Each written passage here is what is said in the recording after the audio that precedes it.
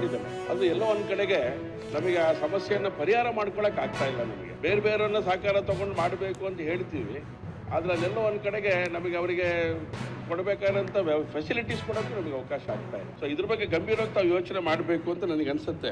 ಯಾಕಂದ್ರೆ ನಮ್ದು ಇನ್ಸ್ಪೆಕ್ಟರ್ ಇರುವಂಥ ಸ್ಟೇಷನ್ಗಳ ಸಂಖ್ಯೆನೂ ತುಂಬಾ ಇದೆ. ನಮಗೆ ಅಲ್ಲಿಗೆ ಹತ್ತತ್ರ ಸುಮಾರು 70 ಜನ ಅಲ್ಲಿ ಇರಬೇಕಾಗತ್ತೆ ಪೊಲೀಸ್. ಆದ್ರೆ 35 40 ಜನ 45 ಜನ ಇರುವಂಥದ್ದು ನಾವು ನೋಡ್ತಾ ಇದ್ದೇವೆ. ಆದ್ರೆ ತುಂಬಾ ಕಳ್ಳತನಗಳು ಬೇರೆ ಬೇರೆಯ ಸಂಗತಿಗಳನ್ನು ನೋಡಿದ್ರೆ ಭಯ ಆಗತ್ತೆ ಶಿವಮೊಗ್ಗದಲ್ಲಿ ನಮಗೆ. ಸೊ ಹೀಗಿರ್ಬೇಕಾದ್ರೆ ನಮಗೆ, ಯಾಕಂದ್ರೆ ಮೊನ್ನೆ ನಾನು ದೊಡ್ಡಪೇಟೆ ಪೊಲೀಸ್ ಠಾಣೆಗೆ ಹೋಗಿದ್ದೆ ಸರ್. ಹೋದಂತ ಸಂದರ್ಭದೊಳಗಡೆ ಅವ್ರು ಹೇಳಿದಂತ ಸಂಗತಿ, ಇನ್ಸ್ಪೆಕ್ಟರ್ ಅವ್ರೇನು ಹೇಳ್ತಾರೆ ಅಂದ್ರೆ, ನಮ್ಮದು ಸಿಬ್ಬಂದಿ ಇಲ್ಲ, ನಾನೇನ್ ಮಾಡಿ ಅಂತ ಹೇಳ್ತಾರೆ. ಕಂಪ್ಲೇಂಟ್ ತಗೊಳ್ಳೋಕ್ಕೂ ಕೂಡ ವ್ಯವಸ್ಥೆಗಳು ವ್ಯತ್ಯಾಸ ಆಗ್ತಾ ಇದೆ ಅಂತ ಹೇಳಿದ್ರೆ, ಇದ್ರ ಬಗ್ಗೆ ಗಂಭೀರ ನಿಮ್ಮ ಹತ್ರ ಮಣ್ಣಿನ ಚರ್ಚೆ ಮಾಡಿದ್ದಾನೆ.